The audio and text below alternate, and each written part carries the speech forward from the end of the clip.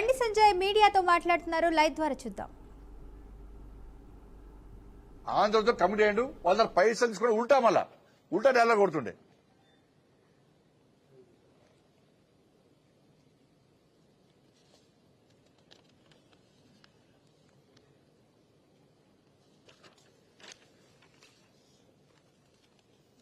ఇక ఫస్ట్ ఏమో కాళేశ్వరం, ఇదే పసిబిడ్డ తప్పటడుగులు, మళ్ళీ 3 టీఎంసీల సామర్థ్యాన్ని పెంచుతున్నా అని చెప్పి 1,50,000 కోట్లు అంచనాలు పెంచి ఆ 1,00,000 కోట్లు అలా చంపిండు. దాని గురించి ఫస్ట్ టర్మ్ లో అదే అయిపోయింది. ఇప్పుడు సెకండ్ టర్మ్ లో 1,00,000 కోట్లు చూస్తే సెకండ్ టర్మ్ లో మళ్ళా వేస్ట్ కాదు కదా సంపాదన. నేను కుటుంబం సంపాదించుకోవాలి. ఈ సెకండ్ టర్మ్ లో వేసిండు ఆయన కళ్ళని కృష్ణా మీద పడ్డాయి. కృష్ణానయ్య 600 టీఎంసీలకు పైగా చెప్తే మనకు 571 టీఎంసీ రావాలనుకుంటే 299 టీఎంసీలకు ఒప్పుకున్నాడు. అనుమతి లేని ఇంతకుముందు చూపెట్టి డాక్యుమెంట్ అనుమతి లేని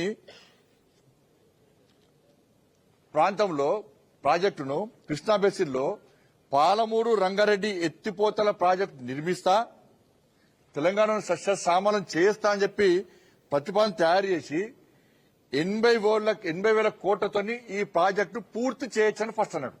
పాలమూరు రంగారెడ్డిని 80,000 కోట్లతో పూర్తి చేయొచ్చని చెప్పి ఆ రోజు చెప్పిండు. దానికి 27,000 కోట్ల రూపాయలు ఖర్చు చేసిండు. 80,000 కోట్ల రూపాయలు అంచనా వేసిండు. 27,000 కోట్ల రూపాయలను ఆల్రెడీ ఖర్చు చేసిండు. ఒక్క చుక్క నీళ్ళు రాలే. 27,000 కోట్ల రూపాయలు ఖర్చు పెట్టినా ఒక్క చుక్క నీళ్ళు రాలే. ఎందుకంటే ఆయన ప్రతిపాదనలో రిజర్వాయర్లు లిఫ్ట్ పాయింట్ తప్ప భూసేకరణ గాని కాలువలు గాని డిస్ట్రిబ్యూటర్లు గాని ఎక్కలేవైన ప్రతిపాదనలు కేవలము రిజర్వాయర్లు లిఫ్ట్ పాయింట్ తప్ప ఏం భూసేకరణ గాని కాలువలు గాని డిస్ట్రిబ్యూటర్లు ఏం లేవు. దానిలో ఒక చుక్క నీరెట్ వస్తుంది. కానీ 27,000 కోట్ల రూపాయలు మాత్రం ఖర్చు పెట్టిండు. మళ్ళీ ఏమన్నాడు, ఇవన్నీ పెట్టి నువ్వు ప్రతిపాదన చేసేటప్పుడు నువ్వు పాలమూరు రంగారెడ్డి కడతావు. పాలమూరు రంగారెడ్డి ద్వారా నువ్వు నీళ్లు అందించాలి. మాకు నీళ్లు అందించడానికే నువ్వు ప్రతిపాదన తయారు చేసినావు. తయారు చేసేటప్పుడు తెలివి ఉండాలి నీకు, ఎట్లా నీళ్లు మనం అందించాలని చెప్పని. కానీ 80,000 కోట్లు అంటివి ప్రతిపాదన తయారు చేస్తుంది. దేనికోసం 80,000 కోట్లు అన్నావు? పాలమూరు రంగారెడ్డి ప్రాజెక్టు నిర్మించి నీళ్లు తరలిస్తా అన్నావు. దీనికే మళ్ళీ ఏమన్నాడంటే ఈ 80,000 కోట్ల రూపాయలు 27,000 కోట్లు ఖర్చు పెట్టి మళ్ళీ ఏమనంటే లేదా భూసేకరణకు ఈ కాలువలు నిర్మించడానికి డిస్ట్రిబ్యూటర్లకు వీటికి వెళ్తే మళ్ళీ 1,00,000 కోట్లు ఖర్చు అవుతుందని చెప్పి మళ్ళీ కొత్త ప్రతిపాదన తయారు చేసిండు. 80,000 కోట్లు ఫస్ట్ అన్నాడు, నీళ్ళు అందిస్తాడు. మళ్ళా దాన్ని మార్చి మళ్ళా 50,000 కోట్ల రూపాయలు అదనంగా పెంచి తప్పుల లెక్కలు చూపట్టి మళ్ళా 1,00,000 కోట్లు అని చెప్పాడు. ఏదో ఫస్ట్ బాహుబలి 1 సినిమా హిట్ అయిందని చెప్పి బాహుబలి 2 చూపట్టవేయండు. అట్టని ఫ్లాప్ అయిపోయింది. అది ఇంకో సినిమా ఉంది కదా తమిళ్ ఉంది కానీ పొన్నియిన్ సెల్వం 1 హిట్ అయింది, సెకండ్ అది ఫ్లాప్ అయింది. భారతీయుడు 1 హిట్ అయింది, సెకండ్ అది ఫ్లాప్ అయింది. ఈయన ఏమనుకున్నాడు, అన్ని హిట్ అయితే అనుకున్నాడు. అడ్డం తిరిగి బోల్ ఒకలా పడ్డాడు.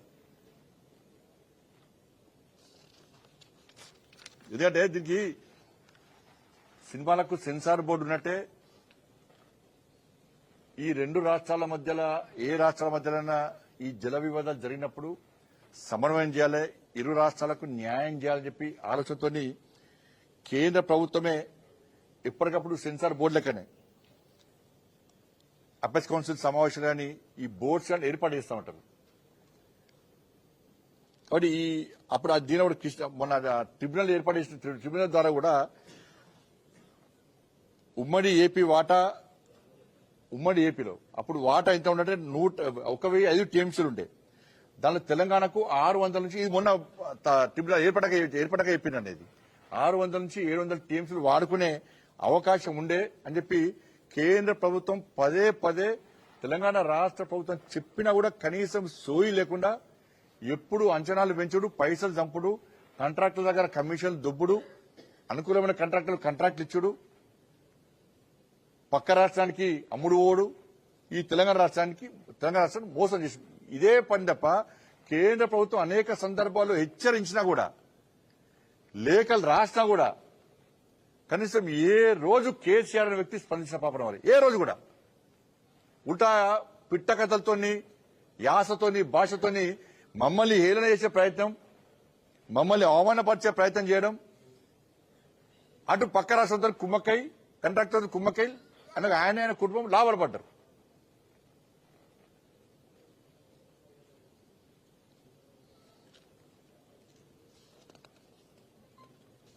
ఈ 299 టీఎంసీలకు సంబంధించి ఫస్ట్ అపెక్స్ కౌన్సిల్ మీటింగ్ లో ఈ విషయం ప్రస్తావనకు వచ్చింది. వస్తే KCR first apex council meeting లో ఒప్పుకున్నాడు. ఇది ఎప్పుడు జరిగింది? 2016 సెప్టెంబర్ 21న మొదటి అపెక్స్ కౌన్సిల్ మీటింగ్ లో ఒప్పుకున్నాడు, సంవత్సరం కోసం అని చెప్పన్నారు.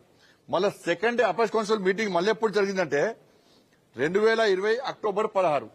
సరే, ఫస్ట్ టైం మోసం జరిగింది, ఆ మోసాన్ని గుర్తించాలి కదా, గుర్తించిందా గుర్తించలేదా ఇంతవరకు చెప్పాడు. మన సెకండ్ అపెక్స్ కౌన్సిల్ మీటింగ్ లో కూడా కనీసం మొదటిసారి అన్యాయం జరిగింది తెలంగాణకు, సెకండ్ సార్ అన్న సరిదిద్దాం అని చెప్పి సోయి లేదు. మన సెకండ్ అపెక్స్ కౌన్సిల్ సమావేశాలు కూడా ఇదే సంతకం పెట్టాడు. మళ్ళా ఒకసారి అన్యాయం జరిగినప్పుడు గుర్తించాలి, సెకండ్ టైం మనం గ్రహించి మళ్ళా న్యాయం చేయాలి తెలంగాణ కంటే లేదు. సెకండ్ అపెక్స్ కౌన్సిల్ సమావేశాలు కూడా మళ్ళీ సేమ్ అదే వాదన. ఫస్ట్ అపెక్స్ సమావేశం మినర్స్ ఇది 2016 అక్టోబర్ 13 జరిగింది. Second apex council meeting 2020 October 16 జరిగింది.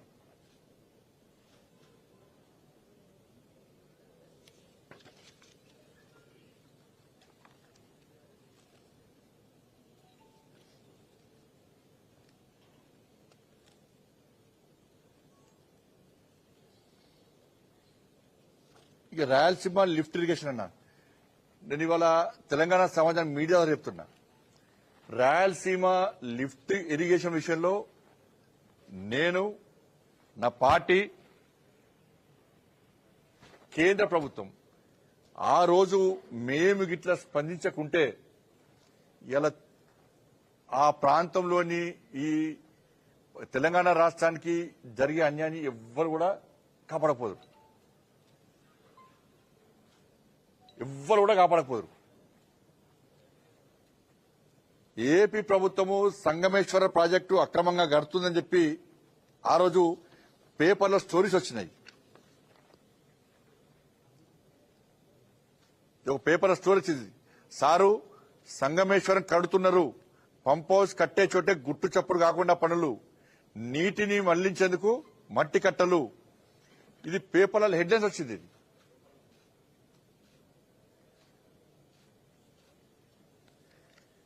కేసీఆర్ చేసిన రీడిజన్ మొత్తం రివర్స్ అయిందని కూడా వచ్చింది.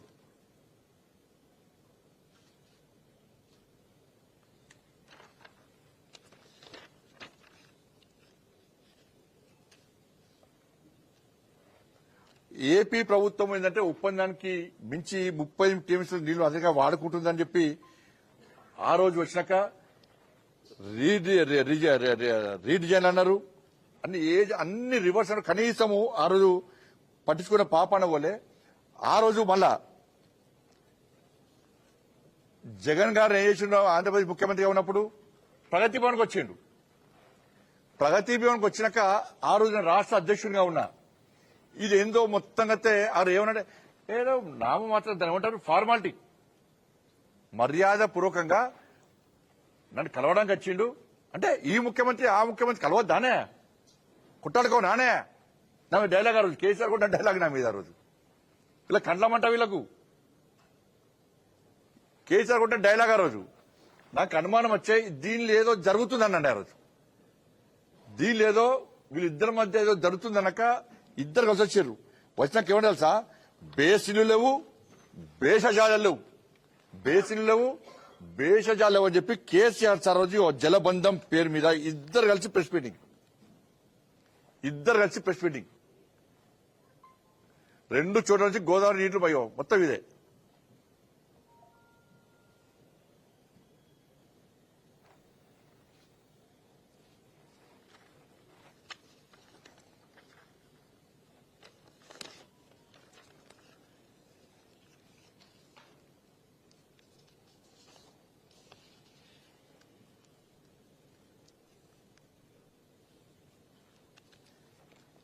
ఆ రోజు ఇవన్నీ చేస్తున్నప్పుడు నేను అడిగిన కేసీఆర్ సార్ లేఖ రాసిన సార్ అలా రాయలసీమ లిఫ్ట్ ఇరిగేషన్ పనులు ప్రారంభించడానికి సిద్ధంగా ఉన్నారు, నువ్వు ఆపు అంటే కనీసం దానికి స్పందన లేదు. ఇలా జగన్ గారేమో ఈడికి వచ్చిండు, ఏడికి ప్రజాజీవానికి వచ్చిండు, దావతులు ఫుల్ నడిచిన దావతులు, ఇద్దరి మధ్య కాంట్రాక్టర్ డిసైడ్ అయిపోయాడు, పనులు ప్రారంభించాలని చెప్పి ఇద్దరు నిర్ణయించుకున్నారు. టెండర్ ప్రాసెస్ స్టార్ట్ చేసిర్రు. స్టార్ట్ చేశాక కేసీఆర్ సార్ చేసిండు, మళ్ళా రోజక్క దగ్గరికి పోయాడు, పోయి రొయ్యల పులుసు తిన్నాడు. ఇది నేను చెప్పిన ప్రెస్ చెప్పి రొయ్యల పులుసు చాలా బాగుందని చెప్పి ఆయన అయిపోయాడు. చేపల ఫ్రై తిన్నాడు, పీతల రోస్ట్. రోజక్క ఏం చేసిందంటే ఇక్కడి నుంచి అక్కడ రాక గులాబీ రేకులు వరిచి మన తెలంగాణ బాపుని స్వాగతం పలికింది. కేసీఆర్ కుటుంబానికి పట్టు వస్త్రాలు చెప్పి పెట్టారు. ఫోటోలు ఉన్నాయన్న. కేసీఆర్ సార్ కాడ గుళ్ళేసుకొని పూజ చేసి పాప సెంటిమెంట్ ఒక గులాబీ పూజ చేసి పెద్దన్న. ఇక దానిలో ఏం చేసినాడా, ఇక డైలాగ్ చూడు, రాయలసీమను రత్నాల సీమగా మారుస్తా, తెలంగాణ జలాలకు అవసరం వస్తే రాయలసీమకు తరలిస్తా, పెద్దన్న పాత్ర పోషిస్తా. ఈడ మాత్రం తెలంగాణకు విలన్, ఆడ మాత్రం పెద్దన్న పాత్ర. ఈయన తెలంగాణ ఉద్యమకారుడు, ఈయనే తెలంగాణను సాధించిన బాపు, తెలంగాణ బాపు ఈయనే.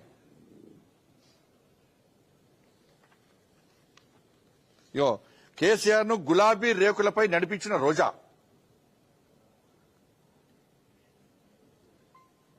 పట్టువాసాలు, కవితకు కూడా పట్టువాసాలు పెట్టి కవితకు చెప్పాలి మరి అలా. గులాబీ రేకులు నడుస్తుంది తెలంగాణ. చూడండి గులాబీ రేకులు, ఇది చూపట్టండి. ఇది రాయలసీమ రతనాసీమ మార్స్తా గులాబీ రేకుల మీద నడుస్తున్న కేసీఆర్ ఖుషి అయిపోయాడు. శిక్షాలు పోయి ఖుషి అయిపోయాడు. ఇక ఊకద ఉపన్యాసం వచ్చింది. కవితక్క కూడా బట్టలు పెట్టారు. ఫోటో చూపట్టన్న, కవితక్క ఇప్పుడు చూస్తుంది కదా, కవితక్క కూడా బట్టలు పెట్టారు. ఇప్పుడు కవితక్క చెప్పాలి ఏం జరిగిందని చెప్పాలి. ఇప్పుడు కేసీఆర్ హయాంలో బీఆర్ఎస్ పార్టీ జరిగిన అవినీతి అక్రమాలను కవితక్క బయటపెడుతున్నది. హ్యాట్స్ ఆఫ్, మేము స్వాగతిస్తున్నాం దాన్ని. ఎక్కడ అవినీతి జరిగినా, ఎవరు అవినీతి పాల్పడ్డా, ఎవరు దాన్ని బయట పెట్టినా భారతీయ జనతా పార్టీ వాళ్ళకి అండగా ఉంటుంది. ఎందుకంటే ఇన్ని 3 హయాంలటువంటి నరేంద్ర మోడీ పాలనలో ఒక్క అవినీతి ఆరోపణలు లేవు. కానీ కవితక్క బయట పెడుతుంటే మేము సహకరిస్తాం. ఇప్పుడు కవితక్క కూడా ఈ విషయాన్ని బయట ఏం జరిగింది.